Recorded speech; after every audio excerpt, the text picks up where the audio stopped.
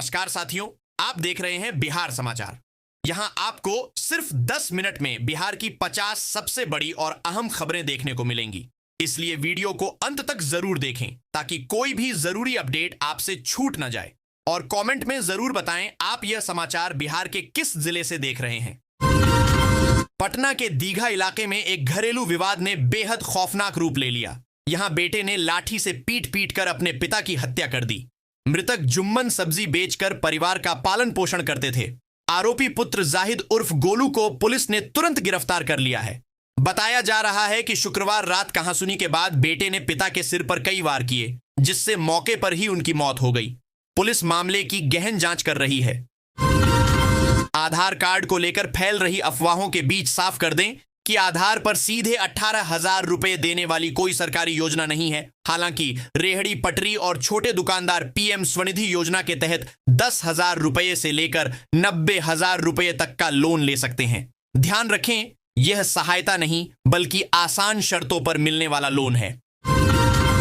विधानसभा अध्यक्ष डॉक्टर प्रेम कुमार ने गया में एग्रीस्टैक परियोजना के तहत फार्मर रजिस्ट्री कैंप का निरीक्षण किया। उन्होंने पीएम किसान लाभार्थियों को जानकारी दी कि अब प्रति किस्त 3,000 रुपए मिलेंगे, जिससे सालाना 9,000 रुपए सहायता मिलेगी। किसानों ने जमीन स्वामित्व से जुड़ी समस्याएं बताई, जिस पर अध्यक्ष ने जल्द समाधान का आश्वासन दिया। अधिकारियों ने फार्मर आईडी और सिंगल विंडो सिस्टम के फायदे भी समझाए। बिहार राज्य पथ परिवहन निगम ने होली और ईद को देखते हुए विशेष बस सेवा शुरू करने का फैसला लिया है। गया से दिल्ली, गुरुग्राम और अंबाला के लिए 23 फरवरी से 23 मार्च तक विशेष अंतरराज्यीय बसें चलेंगी। कुल 17 बसें चलाई जाएंगी, जिनमें एसी, नॉन एसी और स्लीपर सुविधा होगी। इससे त्योहार पर घर लौटने वाले यात्रियों को बड़ी राहत मिलेगी। प्रधानमंत्री आवास योजना के तहत देश भर में नया रिकॉर्ड बना है। 72 जिलों में करीब 3 लाख घरों की सूची तैयार की गई है। इस सूची में उन परिवारों को शामिल किया गया है जिन्हें आवास योजना का लाभ मिलने की संभावना है। सरकार का लक्ष्य हर जरूरतमंद परिवार तक पक्का घर पहुंचाना है।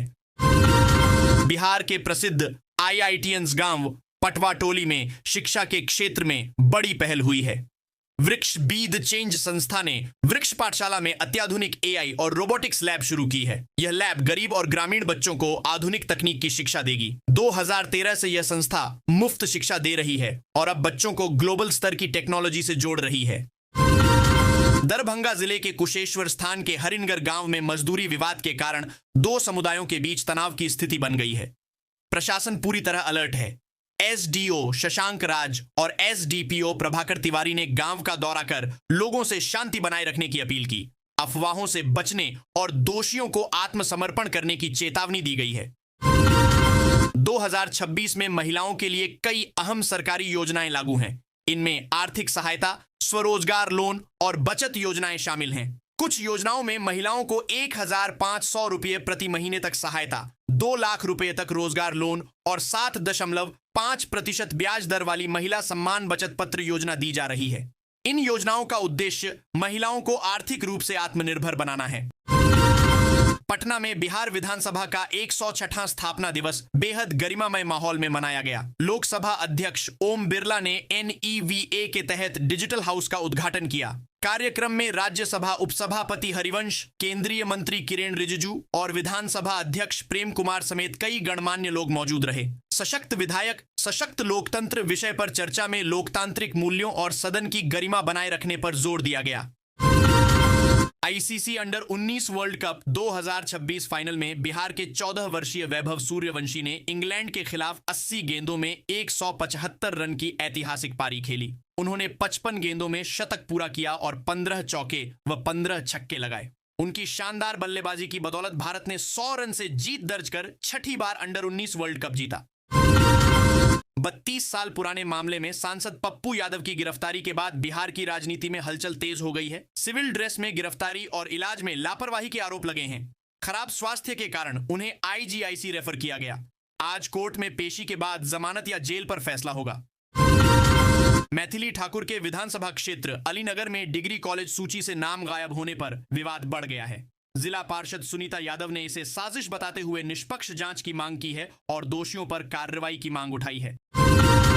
बिहार के 91 डॉक्टर अंबेडकर आवासीय विद्यालयों में 2026 से 27 सत्र के लिए 2895 सीटों पर 1.03 लाख से ज्यादा आवेदन आए हैं। कक्षा 1 में ऑनलाइन लॉटरी और कक्षा 6 में लिखित परीक्षा से चयन होगा। बिहार सरकार डेयरी उद्योग को ग्रामीण विकास का मुख्य आधार बनाने जा रही है।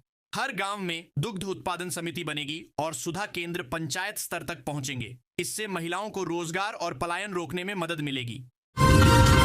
कार्यपालक अभियंता बालेश्वर राम से निगरानी टीम ने करीब 90 लाख की अवैध संपत्ति मामले में पूछताछ की। उनके घर और ऑफिस पर पहले छापेमारी हो चुकी है, जांच जारी है। शादी के सिर्फ 88 दिन बाद पूर्णिमा कुमारी की दहेज के लिए हत्या का मामला सामने आया है। पति समेत 8 लोगों पर एफआईआर दर्ज हुई है। पुलिस जांच में जुटी है।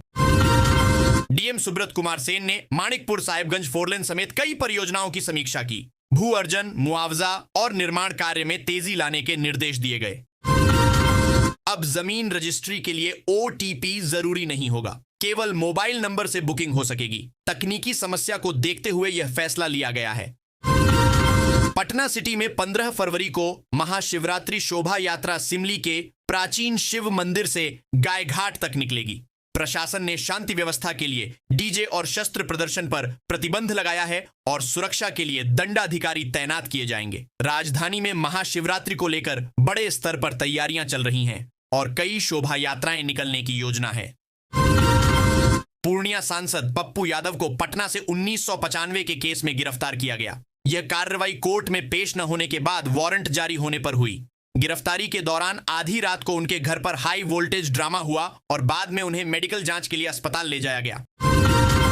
पटना में सिपाही भर्ती परीक्षा के दौरान सॉल्वर गिरोह के सदस्य पकड़े गए। गिरोह नकली बायोमेट्रिक और फर्जी दस्तावेज के जरिए नौकरी दिलाने का दावा कर लाखों रुपए वसूलता था। पुलिस अब पूरे नेटवर्क की जांच कर रही है।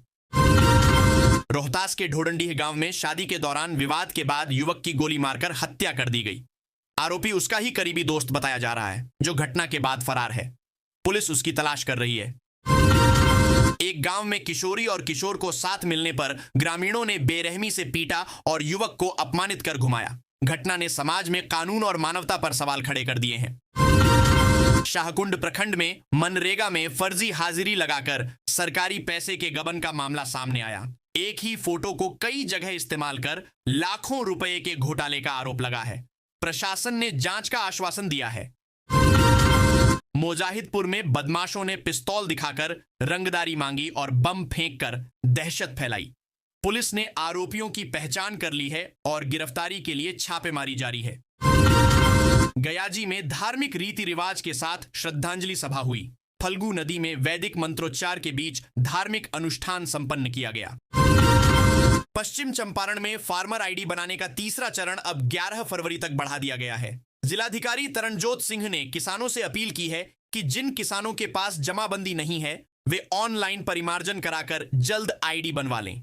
भविष्य में पीएम किसान निधि सहित कई सरकारी योजनाओं का लाभ लेने के लिए फार्मर आईडी अनिवार्य होगी। जिले में अब तक 1.10 लाख से ज्यादा किसानों की आईडी बन चुकी है और यह जिला पूरे राज्य में दूसरे स्थान पर पहुंच गया है। उप मुख्यमंत्री विजय सिन्हा ने सामूहिक अवकाश पर गए राजस्व सेवा अधिकारियों को सख्त चेतावनी दी है। उन्होंने कहा कि सभी अधिकारी सोमवार तक काम पर लौट आएं, नहीं तो सख्त कार्रवाई होगी। सरकार उनकी मांगों पर सहानुभूतिपूर्वक विचार कर रही है और समिति रिपोर्ट भी देगी। कई अंचलाधिकारी वापस लौट चुके हैं और सोमवार को उपस्थिति की समीक्षा होगी। लोकसभा अध्यक्ष ओम बिरला ने कहा कि जनता की भावनाओं को सही तरीके से व्यक्त करने के लिए सशक्त विधायक जरूरी हैं। उन्होंने सदन की मर्यादा बनाए रखने, पारदर्शिता बढ़ाने और कानून नियमों का पालन करने पर जोर दिया। साथ ही उन्होंने सभी राज्य विधानसभाओं को डिजिटल प्लेटफॉर्म से जोड़ने और डिजिटल टूल्स के इस्तेमाल को बढ़ाने की बात कही। मुख्यमंत्री नीतीश कुमार ने घोषणा की कि अगले 2 साल में बिहार के सभी गांवों में दुग्ध उत्पादन समितियां बनाई जाएंगी। 7 निश्चय 3 योजना के तहत डेयरी सेक्टर को मजबूत किया जाएगा। 2026 से 27 तक हर पंचायत में सुधा दूध बिक्री केंद्र खोले जाएंगे, जिन्हें जीविका दीदियों को दिया जाएगा। इससे ग्रामीण रोजगार और आय दोनों बढ़ेंगे।